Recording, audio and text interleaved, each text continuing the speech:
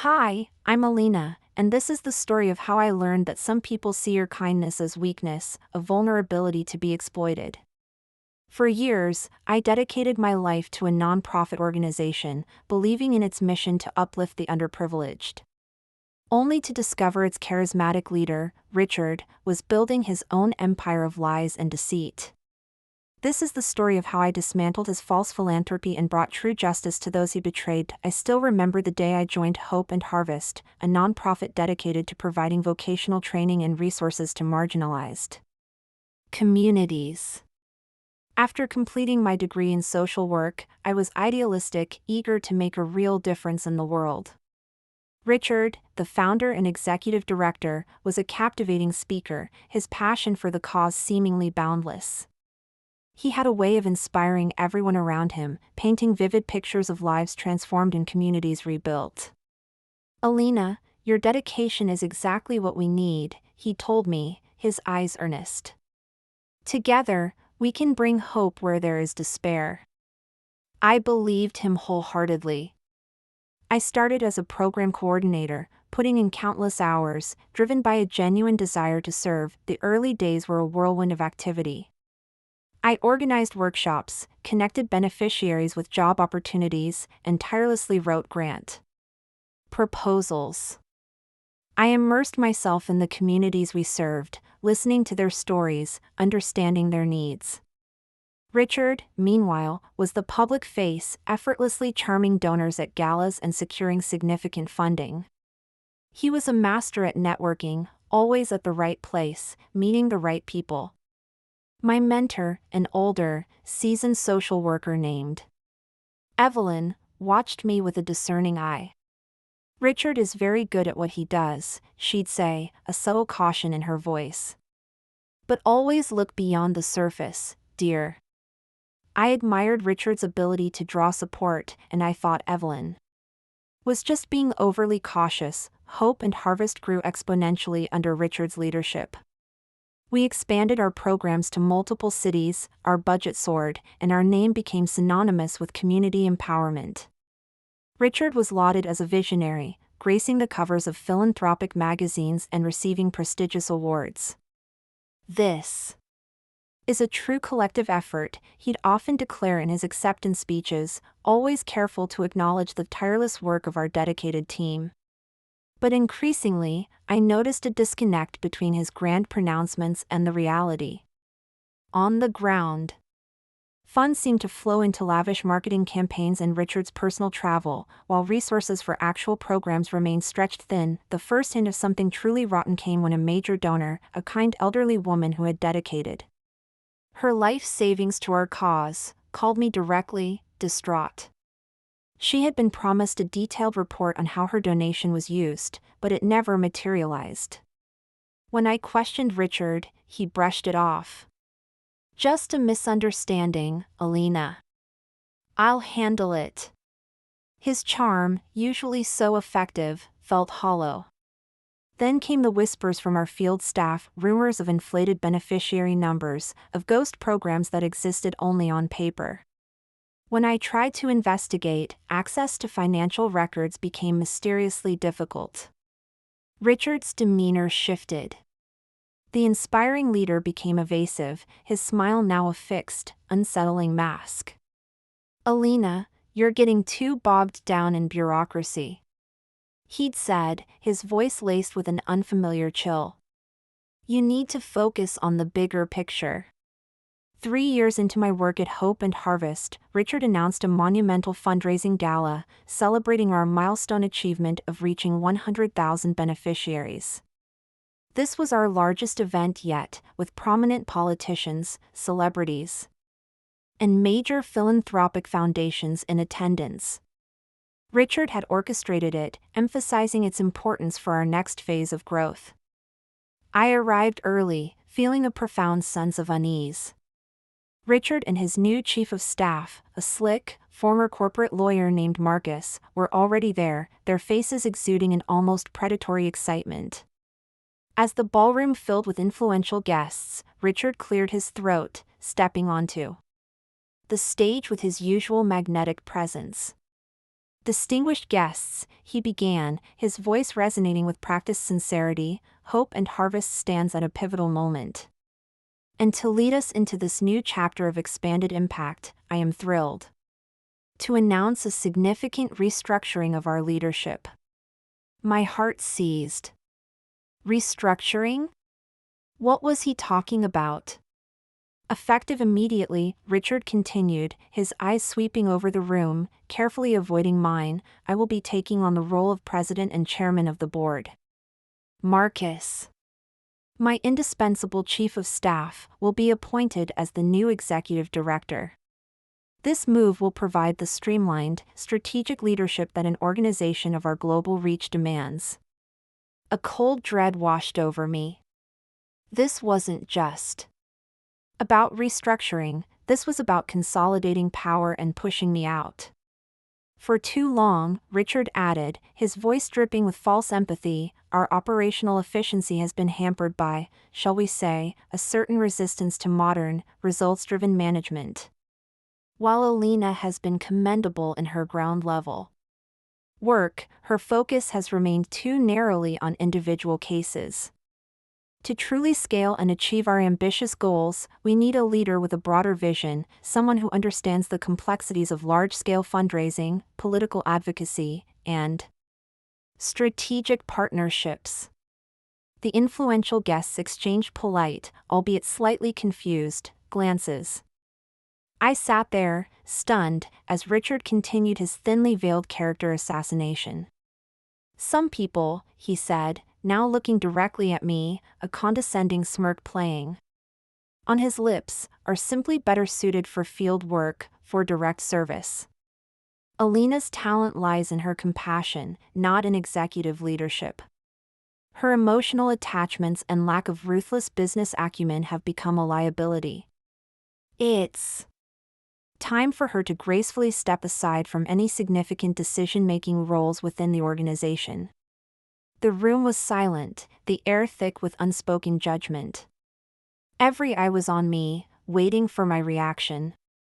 I could feel the pity, the schadenfreude, the silent condemnation. Everything I had built, every life I had touched, every ounce of passion I had poured into Hope and Harvest, was being stripped away in a single, brutal announcement. My mind raced, a whirlwind of anger and disbelief. Richard had orchestrated this, meticulously, cruelly. The restricted access to funds, the vague reports, Marcus's sudden rise, it all clicked into place. They had been systematically isolating me, preparing for this very public betrayal.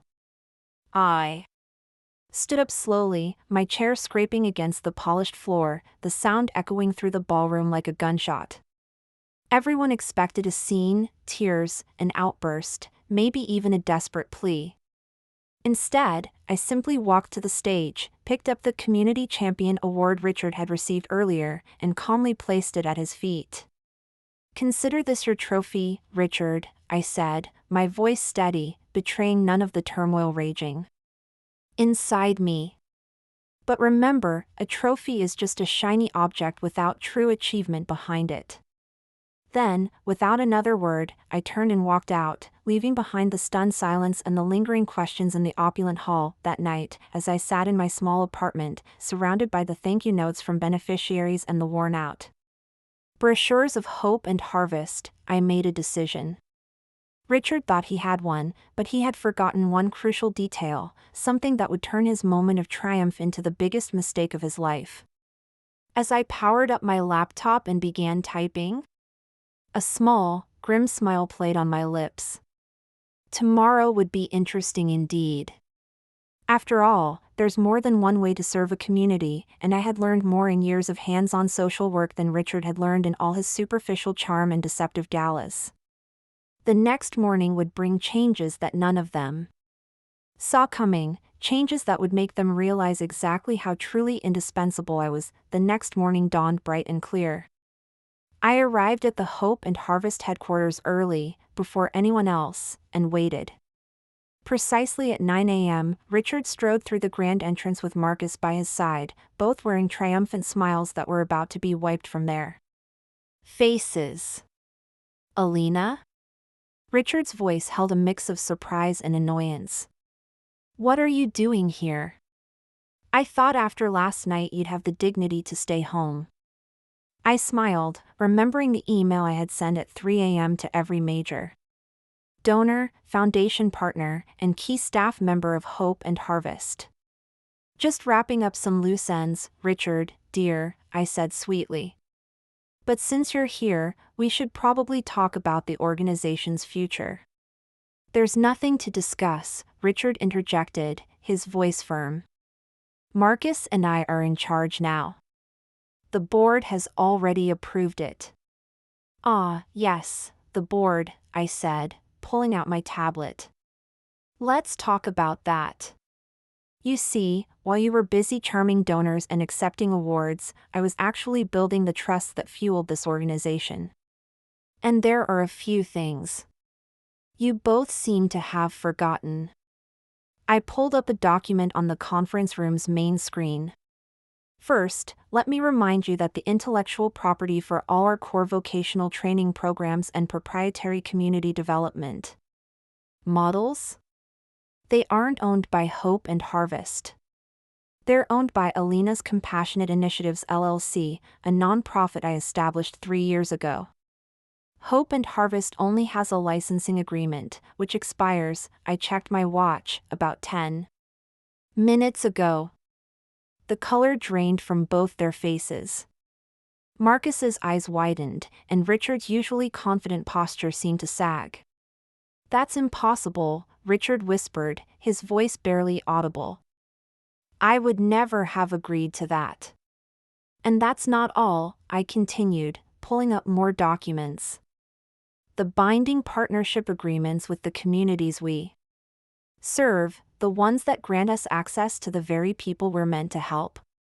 Those are also tied directly to Alina's Compassionate Initiatives LLC. Hope and Harvest merely facilitated the initial introductions. Remember those extensive community engagement contracts I insisted on having beneficiaries sign last year? You were too busy preparing your speech for the UN summit to review them carefully, so you just signed them without reading." Mark collapsed into a chair, his face slack with dawning realization. "The renewal papers, the ones you asked me to sign last week, the ones you were too busy to read because you were preparing your takeover speech?" "Yes, those papers," I said. "I decided not to submit them." Marcus's face contorted with rage. "You treacherous little, careful, Marcus," I cut him off. "You might want to hear the rest before you finish that sentence. While you were busy announcing my supposedly graceful exit last night, I was sending emails to our major donors and foundation partners. You see, most of our significant funding streams are contingent upon my direct involvement and my established rapport with the communities. Last night, I informed them of the leadership changes and my departure." I pulled up my email, showing dozens of responses that had already arrived.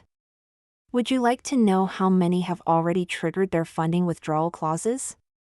Or how many of our top field directors, who, by the way, are actually employed by Alina's Compassionate Initiatives LLC, have already accepted positions at my new, truly independent nonprofit?" The room fell silent. Through the glass walls, we could see employees gathering, whispers spreading as they checked their emails. Richard's perfect composure cracked as he frantically checked his phone. "You can't do this," he stammered. The organization you tried to turn into your personal piggy bank," I finished for him. "The one you thought you could just take over because you have a charming smile and a talent for deception. That organization ceased to exist the moment you decided to humiliate me in front of everyone we know." I stood up, smoothing my dress. "So, here are your options. Option 1, I walk away with my programs, my community partnerships, my key staff, and my funding streams. Hope and Harvest becomes an empty shell, and you can explain to all those important philanthropists and politicians you invited last night why their contributions just vanished into thin air." Richard's face had aged 10 years in the last 10 minutes. And option 2? He asked weakly.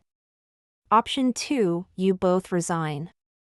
I take full control of Hope and Harvest, merging it with Alina's Compassionate Initiatives LLC. You both publicly endorse the transition, citing my proven leadership and unwavering dedication to the mission. You receive no severance, but you avoid a public scandal that would permanently ruin your careers in the nonprofit sector. Marcus's face had turned an interesting shade of gray. You planned this all along, didn't you? You've just been waiting for the right moment to betray us. I laughed, but there was no humor in it. No, Marcus. I spent years trying to be a good, compassionate leader while you both took me for granted. I built this organization from the ground up, one life at a time, while you collected accolades for my work. I only planned this. I checked my watch again, about 12 hours ago, after you called my dedication a liability in front of everyone we know. My phone buzzed, another funding withdrawal notification. Time's running out. What's it going to be? The next hour was a blur of paperwork and lawyers. By noon, I sat alone in what was now truly my office, looking out over the city. The organization I had built was now unequivocally mine, but the victory felt hollow. Trust shattered like dropped crystal. Evelyn, my old mentor, came to see me that evening, her eyes filled with a mixture of pride and sadness. Did it have to end this way, Alina? She asked softly. They gave me no choice, Evelyn, I replied, my voice gentle but firm. They would have taken everything I built and discarded me without a second thought. And worse, they would have continued to exploit the very people we vowed to help. Evelyn nodded slowly, understanding but somber. What happens now? I showed her the plans I had already drawn up, expanded programs, new community outreach initiatives, a truly transparent financial model.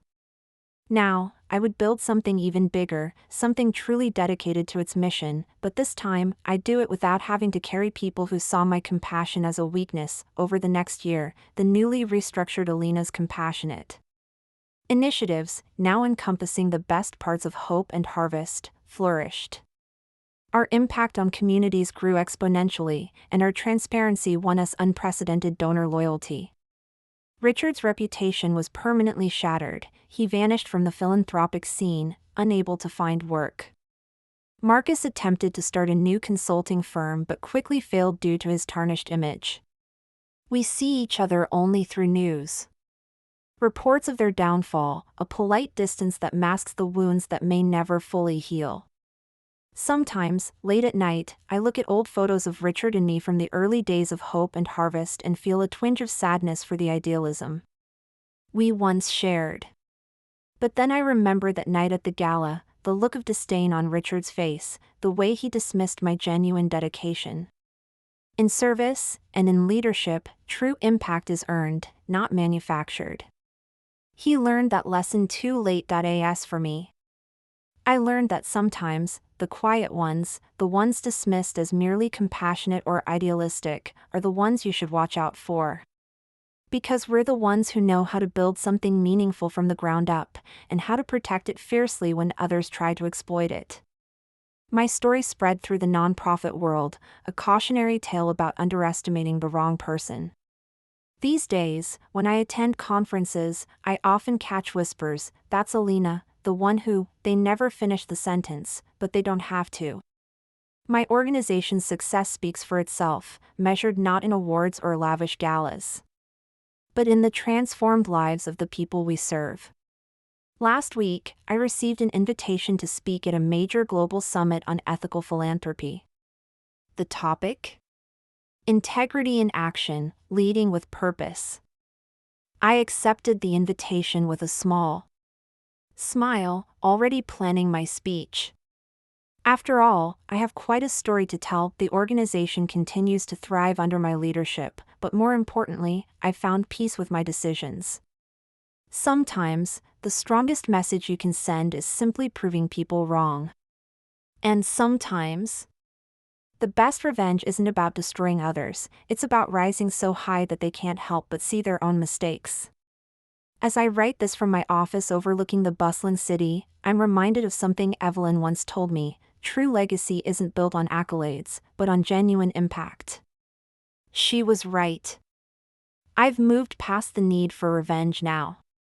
These days, I focus on building something truly meaningful, something that will outlast all the petty jealousies and betrayals. I still keep a small, framed photo of the very first group of beneficiaries we helped, a reminder of why I started and why I will never stop fighting for what's right.